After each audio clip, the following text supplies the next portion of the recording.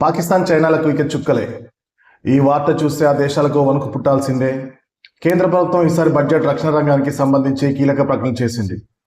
సైనిక ఆధునీకరణకు పెద్ద మొత్తంలో కేటాయింపులు చేసింది. ఈ ఏడాది మొత్తంగా 7,85,00,00,000 కోట్లు కేటాయించింది.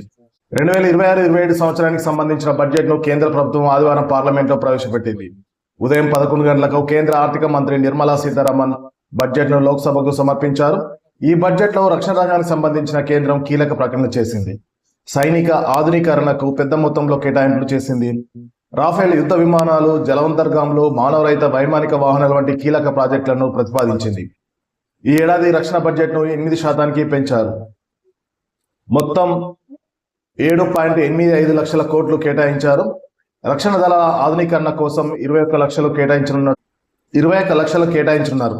పౌర శిక్షణ, ఇతర విమానాల తయారీకి కావాల్సిన విడి భాగాలపై ప్రాథమిక కస్టమ్స్ సుంకాన్ని మినహాయించనున్నట్లు ఆర్థిక మంత్రి నిర్మలా సీతారామన్ తెలిపారు.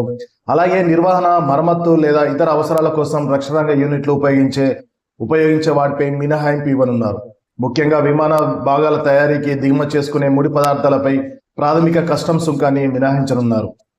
అలాగే భారత రక్షణ సామర్థ్యాలను, సాంకేతికను బలోపేతం చేయడమే లక్ష్యమని కేంద్రం తెలిపింది. దేశ భద్రత అవసరాలను తీర్చేందుకు, భవిష్యత్ సవాళ్లను ఎదుర్కొనగల సైన్యాన్ని సిద్ధం చేసేందుకు చర్యలు తీసుకొనుంది. రక్షణ మంత్రిత్వ శాఖ బడ్జెట్ స్వల్పంగా 28,554 కోట్లు కేటాయించారు. మరోవైపు రక్షణ సేవల బడ్జెట్ 3,65,478 కోట్లకు పెరిగింది.